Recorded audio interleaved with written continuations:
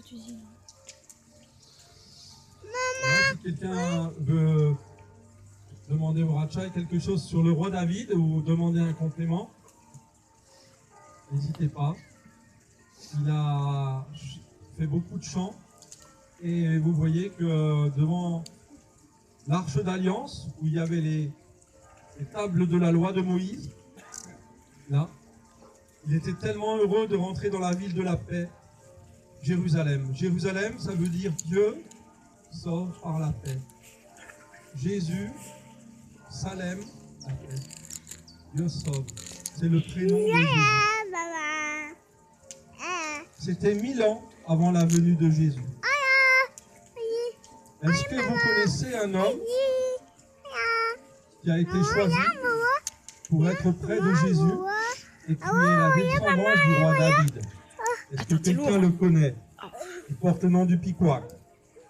C'est quoi le prénom du Piquoic? Il y en a qui le connaissent? Joseph! Est-ce qu'il y a quelqu'un qui connaît un Joseph dans la Bible? Levez tous la main, parce que là je vais être fâché.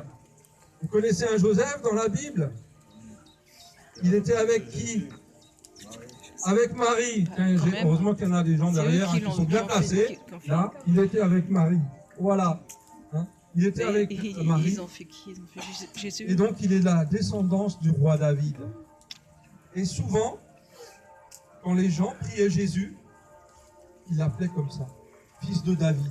Ça voulait dire qu'il y avait quelque chose de royal en lui.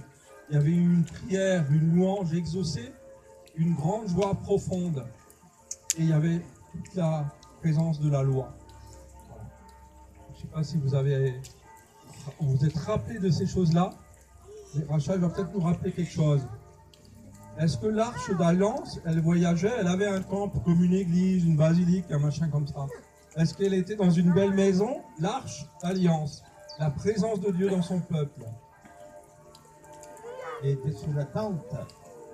Dieu est nomade. Il est voyageur, Dieu.